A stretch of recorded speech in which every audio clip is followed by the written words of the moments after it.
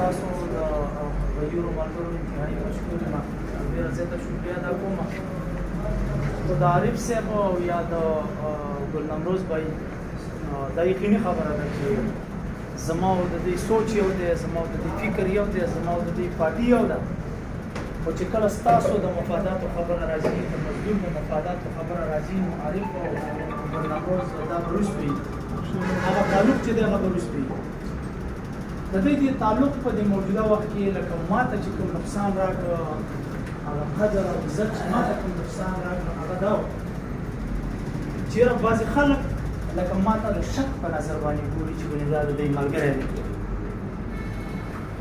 زه تکلیمه وایم چې لا اله الا الله محمد رسول الله چې دا ټیک خبره ده چې زه د دې د نظریې ملګری یم زه د سوچ ملګری یم زه د پارټۍ ملګری یم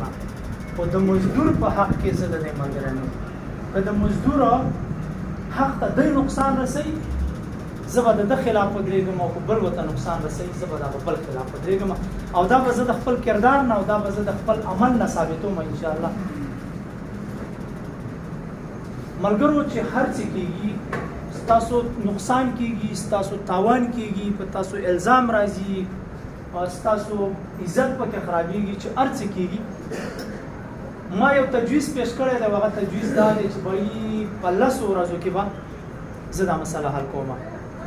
او د هغې د حل دپاره چې زما کوم خپل ذهن جوړ کړی دی نو هغه دا دی چې 3 کسان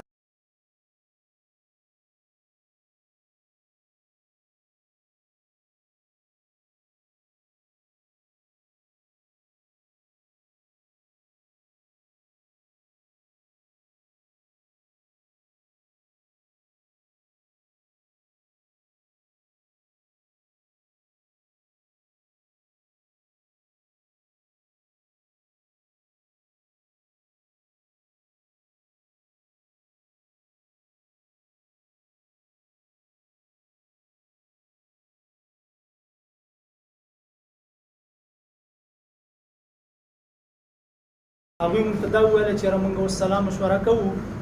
بس تا ته انشاءالله جواب ووایو نو امید لري چې انشاءالله حل به یې راوباسو دا خلک چې څونه هم کلک دی